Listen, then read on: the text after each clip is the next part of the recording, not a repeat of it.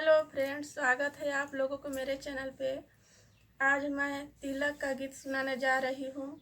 मेरा वीडियो को लास्ट तक देखिए, पसंद आए तो प्लीज़ लाइक शेयर सब्सक्राइब कीजिए और कमेंट में ज़रूर बताइएगा मेरा वीडियो आप लोग कैसा लगा। और ज़्यादा से ज़्यादा शेयर कीजिए, मेरा चैनल को सब्सक्राइब कर दीजिए। और जो भी गीत सुनना है वो कमेंट में ज़रूर बताइएगा, मैं उसी गीत को लेकर के आऊँगी। और चलिए ज़्यादा विलम्ब नहीं करते हुए अब शुरू करते हैं। आइले बा मोदी जवाना, तिलक समधि जम के चढ़ाना। आइले बा मोदी जवाना, तिलक समधि जम के चढ़ाना। जम के चढ़ाना समधि जम के चढ़ाना। जम के चढ़ाना समधि जम के चढ़ाना।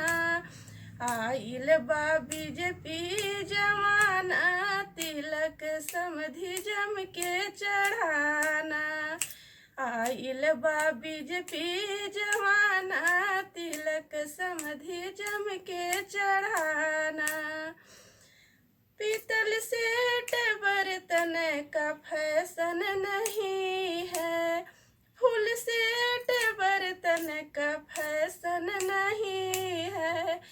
फ्रिज कूलर एसी चढ़ाना, तिलक समधि जम के चढ़ाना।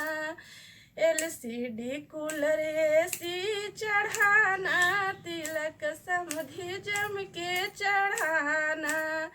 आइल बा बीजेपी जवाना, तिलक समधि जम के चढ़ाना। आइल बा मोदी जवाना, तिलक समधि जम के चढ़ाना। आइल बा मोदी जवाना, तिलक साले जम के चढ़ाना। आइल बा बीजेपी जवाना, तिलक साले जम के चढ़ाना। टू व्हीलर गाड़ी का फैशन नहीं है, टू व्हीलर गाड़ी का फैशन नहीं है। फोर व्हीलर गाड़ी चढ़ाना, तिलक साले जम के चढ़ाना। फोर व्हीलर गाड़ी चढ़ाना, तिलक साले जम के चढ़ाना।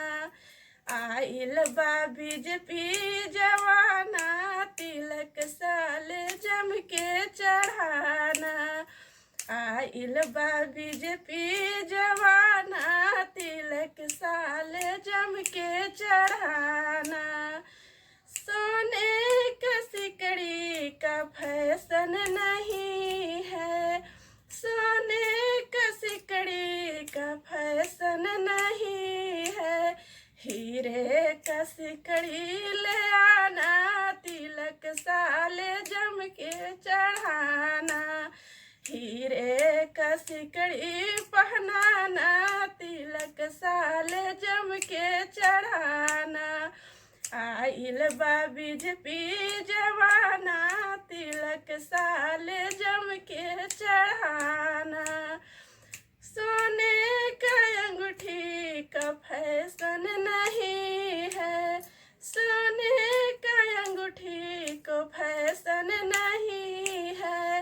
हीरे का अंगूठी पहनाना, तिलक साले जम के चढ़ाना।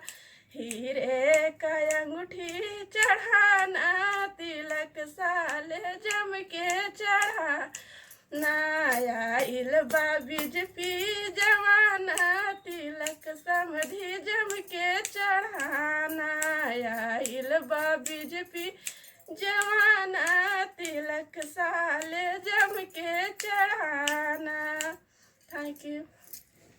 मेरा गीत आप लोग को पसंद आया होगा तो प्लीज़ सब्सक्राइब मेरा चैनल के ज़रूर कीजिएगा।